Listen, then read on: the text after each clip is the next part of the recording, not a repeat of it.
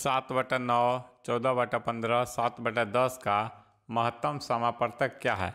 तो देखिए, जब भी ऐसा आपका प्रश्न रहे तो जब भी आपको बटा में दिया रहे तो एचसीएफ निकालना है। तो एचसीएफ बराबर होता है ऊपर वाले जो भी संख्या है उन सब का क्या करेंगे, एचसीएफ निकालेंगे, और नीचे वाले जो संख्या है उनका एलसीएम निकालते हैं।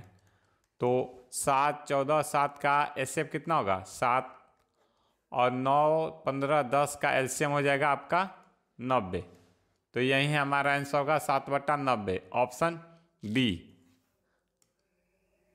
दो संख्याओं का लसा 30 तथा मसा 5 है, उनमें से एक संख्या 10 है, तो दूसरी संख्या क्या होगी। तो देखिए, इसका डायरेक्ट फार्मूला होता है लसा गुने मसा बराबर पहली संख्या गुने दूसरी संख्या। जब भी आपको दिया रहे इसमें से 3 संख्या दिया रहता है, लसा मसा या पहली संख्या तो दूसरी संख्या। तो इसमें आपका लसा दिया है 30, मसा दिया है 5, पहली संख्या दिया है 10, तो दूसरी संख्या निकालना है। तो मान लेते हैं x, तो 10 से क्या होगा 30 कट गया ये, तो x बराबर आएगा 15। तो आंसर यही हमारा हो जाएगा ऑप्शन सी। एक व्यक्ति एक वस्तु 80 रुपये में खरीदता है और उसका मूल्य 120 रुपये अंकित कर देता है, फिर वह अंकित मूल्य पर 40% बट्टा देता है, तो उसका प्रतिशत लाभ या हानि है। तो देखिए, खरीदता है तो यानी सीपी क्रय मूल्य 80 रुपया है, एमपी अंकित कर रहा है कितना, एमपी यानी अंकित मूल्य 120 रुपया। अब इस पर क्या कह रहा है, वो 40% बट्टा दे रहा है यानी छूट दे रहा है। तो 120 का 40% निकालेंगे तो कितना आएगा, ये कट गया 0, आएगा 48। तो ये आपका बट्टा दे रहा है यानी छूट दे रहा है। तो हमारा एसपी कितना हो जाएगा, तो एसपी सेलिंग प्राइस कितना हो जाएगा, 120 में से ये 48 घटा देंगे जो छूट दे रहा है, तो आएगा 72। देखिए, यहाँ पर 80 रुपया में खरीद रहा है, यहाँ पर बेच रहा है 72 रुपया में, तो लॉस होगा कितना का, 8 रुपये का। अब लॉस प्रतिशत निकालना है तो लॉस बाटा में सीपी यानी क्रय मूल्य गुने 100 होता है। तो लॉस होगा आपका 8 दिया है, सीपी दिया 80 और गुने 100। ये आपका 8 से 8 गया, 0 से 0 गया, तो आएगा कितना 10%, यानी 10% लॉस। आंसर होगा ऑप्शन डी। एक व्यक्ति अपने पुत्र से 24 वर्ष बड़ा है, 2 वर्ष बाद उसकी आयु अपने पुत्र की आयु की दुगना होगा, पुत्र की वर्तमान आयु कितनी है। तो देखिए, यहाँ पर फादर और सन, फादर का मान लेते हैं x है, सन का मान लेते हैं x है, तो फादर कितना होगा 24 वर्ष बड़ा है तो x + 24। 2 वर्ष बाद उनकी आयु अपनी पुत्र की आयु की दुगनी होगी, तो सबसे पहले 2 वर्ष बाद का रहा है, तो 2 वर्ष जोड़ेंगे इसमें कितना होगा x + 2, तो x प्लस से कितना होगा 26।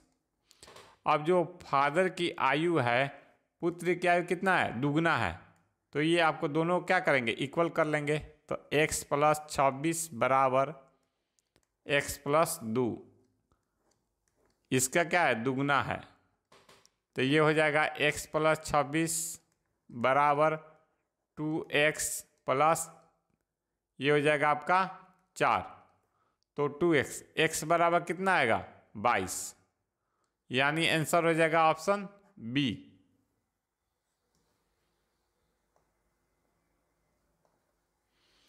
300 मीटर लंबी एक रेलगाड़ी 25 मीटर प्रति सेकंड की गति से जा रही है। 200 मीटर लंबे एक पुल को पार करने में वो कितना समय लेगी। तो देखिए, ये आपका मान लीजिए पुल है, ये आपका 200 मीटर। अब इसको रेलगाड़ी पार करिए, उसकी लंबाई कितना है 300।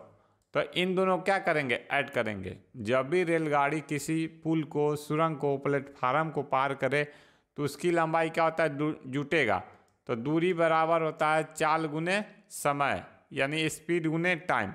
तो आपका दूरी हो जाएगा 500, चाल दिया है 25 और टाइम आपको निकालना है। तो ये 25 से ये कट गया 20 बार में, तो टाइम बराबर कितना आ जाएगा? टाइम बराबर आएगा आपका 20 सेकेंड, यानी आंसर होगा ऑप्शन सी।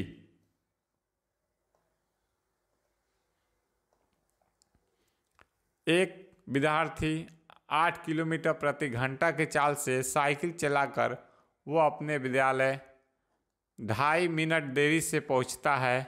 अगले दिन वह अपनी चाल 10 किलोमीटर प्रति घंटा कर देता है और विद्यालय 5 मिनट पहले पहुंच जाता है। तो विद्यालय उसके घर से कितनी दूरी पर है? ये आपका जो प्रश्न है बहुत ही इम्पोर्टेंट है, ये हमेशा कभी ना कभी एग्जाम में आता है। तो देखिए इसका फार्मूला आता है दूरी बराबर डायरेक्ट चाल 1 गुने चाल 2, चाल 2, और इन दोनों चाल का क्या होगा? अंतर होगा, यानी पहला चाल गुने दूसरा चाल या दूसरी चाल गुने पहला चाल, दोनों में से जो घटेगा उसको घटा देंगे। गुने समयांतर होता है। तो देखिए पहला चाल दिया आपका 8 घंटा, दूसरा दिया आपको 10 घंटा, दोनों चाल का अंतर हो जाएगा 2 गुने। अब देखिए 2.5 मिनट क्या है? देरी से पहुंच रहा है, यानी लेट पहुंच रहा है, और 5 मिनट यहाँ पर पहले पहुंच जा रहा है। तो देखिए ये पहले पहुंच रहा है और लेट पहुंचा है, तो इन दोनों क्या होगा? जोड़ेंगे तो ये हो जाएगा 7.5, तो 7.5 मिनट जोड़ देंगे। देखिए ये मिनट है तो इसको क्या करेंगे? घंटा में बदलेंगे, क्योंकि ये जो चाल दिया आपको किलोमीटर प्रति घंटा है, ये 0 से कटेगा तो 0 हटाएंगे तो यहाँ पर 0 हो जाएगा। देखिए 1 0 से 1 0 गया, 15 से गया 4 बार में, 15 से गया ये 5 बार में, 4 दूनी 8 से ये कट गया, तो आएगा कितना? 5, यानी 5 किलोमीटर टोटल दूरी हो जाएगा।